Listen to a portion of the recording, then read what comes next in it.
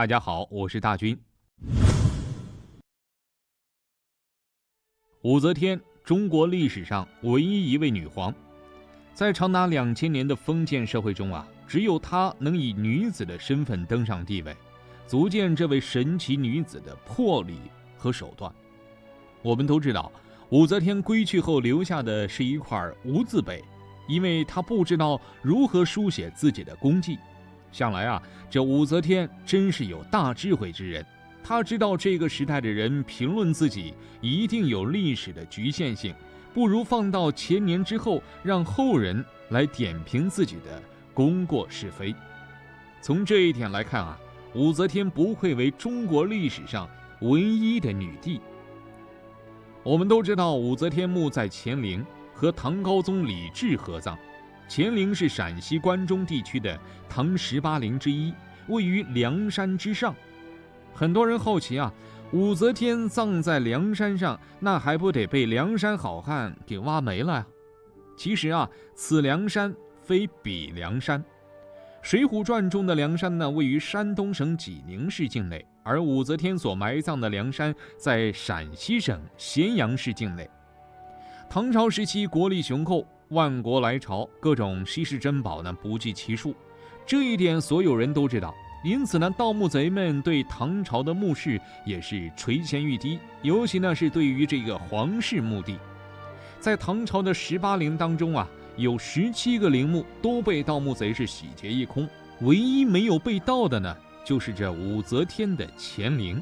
这并不是盗墓贼看不起武则天毕竟里面葬着俩皇帝，说不定陪葬品也是翻倍的，而且里面葬着历史上唯一的女皇，这陪葬品里说不定有些稀罕玩意儿。然而纵然是所有人都对武则天是不怀好意，但武则天墓至今还是屹立不倒，以完璧之姿留存了下来。那这到底是怎么回事呢？武则天墓是如何躲过了一次又一次盗墓贼的咸猪手的呢？首先我们先来了解一下武则天墓的修建情况。在归天之前，武则天已经开始着手修建陵墓的事宜。在公元前683年，武则天令袁天罡选定风水宝地，然后任命韦代驾为包工头，负责修建乾陵的工程。在次年的8月份，乾陵已经初具规模，正好老相好李治归天，于是武则天便把李治安排进去暖被窝。随后乾陵继续动工，直到706年，唐中宗将武则天也放了进去，让这对夫妻团聚，随后封上了陵墓。根据唐朝的一本书籍中记载乾陵在修建的时候曾经造房屋378间，想来这对夫妻的地下生活不会拥挤。武则天的乾陵分为上下2部分，设计极为宏伟，彰显皇家气象。在上部的主陵为4方形，4墙皆在1500米左右，总面积约为230万平方米。主陵中献殿、偏房、回廊、阙楼一应俱全，堪称一个小皇城。地宫由于尚未发掘，专家推测乾陵墓室是由墓道、过洞、天井、甬道和前中后3个墓室组成，或有耳室。专家们的推测都是根据以往帝王内的格局和陪葬品所猜测，各种规制宝器绝对只多不少，并且还会有专门的墓室放置大量的珍贵随葬名器。专家都如此说了，民间传说中的稀世珍宝更是数不胜数，这样一来绝对会引起历代以来盗墓贼们的关注。虽然盗墓有风险，但搏一搏，单车变摩托。抱着这种心理乾陵也迎来了无数盗墓者的光顾。据这史书记载武则天墓曾经被盗过17次，而且最多时40万人都挖不开。史书上详细记载了武则天墓被盗的就有3次，没有记录的更是数不胜数。那么乾陵是有怎样的魔力，让40万人都无法破掉它的完璧之身呢？难道乾陵有什么人类无法解释的黑科技吗？我们先来看看具有详细史料记载的3次盗墓。第一次参与盗墓的是一个历史名人，唐朝末期的起义群领袖黄巢。黄巢手下有几十万人，他们也知道武则天墓就在梁山，于是黄巢是豪气万丈，我几十万人夷平一座山都是易如反掌，找出一个小小的陵墓还不是探囊取物吗？于是这黄巢就带着几十万部下，扛着工具进行了百日攻坚挖掘。然而现实呢却很打脸，黄巢大军挖出了一条深达40米的大沟，依然呢不见武则天墓。由于遭遇了狂风暴雨，挖掘工程呢举步维艰，无奈之下，黄巢只得是引兵而退。如今在梁山主峰西侧呢，仍有一条深沟，被称为黄巢沟。那这呢，就是黄巢被打脸的见证。第二次盗墓者呢，是5代时期的耀州节度使温韬。虽然是领着官职，实际上呢，就是一个盗墓贼，或许呢，就是传说中的摸金校尉。唐朝18陵当中呢，有多数都是被他盗取一空，换成了无数的钱财。温韬10岁之位，便盯上了最为神秘的乾陵。他在光天化日之下呢，带领数万人挖掘武则天陵墓。可谁知他3次上山准备开挖，都遭逢大风大雨。待他们人撤离皇陵，天气却又转晴。如此循环往复，没有接受过科学教育的温韬心中大惊，莫不是自己触怒了天神？念及于此温韬是心生恐惧，只好打消了挖掘乾陵的想法。这第3次呢，则是在近代民国时期的将军孙连仲。这个时候的人们挖掘技术有了很大的进步，那过不去的呢，就直接上炸药。这也是武则天墓最危险的一次，说不定他的小心脏都是吓得扑腾扑腾的跳了。然而当大部队准备进入陵墓之时突然是冒起了浓烟，而且是越来越大，成为了龙卷风。顿时呢是天昏地暗，日月无光。虽然此时的科学主义已经盛行，但是孙连仲还是被这阵仗给吓傻了，只能是带着手下撤退。武则天呢再次的化险为夷。这呢只是有详细记录的3次盗墓，没有详细记载但有名有姓的盗墓者呢就有17次。但时至今日，乾陵呢依然是完璧之身。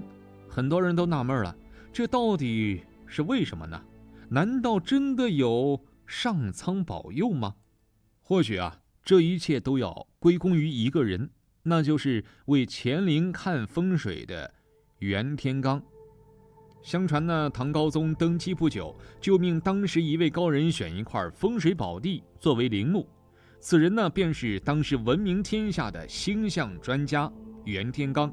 他呢，在观测天象、预测未知、看风水方面呢，是能力超群。相传除了一般的看风水能力之外呢，他还懂得风见。凭他的2只耳朵，借助风声和风向呢，便可以判断吉凶。而且此人呢，有精通面相，能辨阴阳、6人及5行，神通之广大。不知道的人呢，还以为他有3头6臂。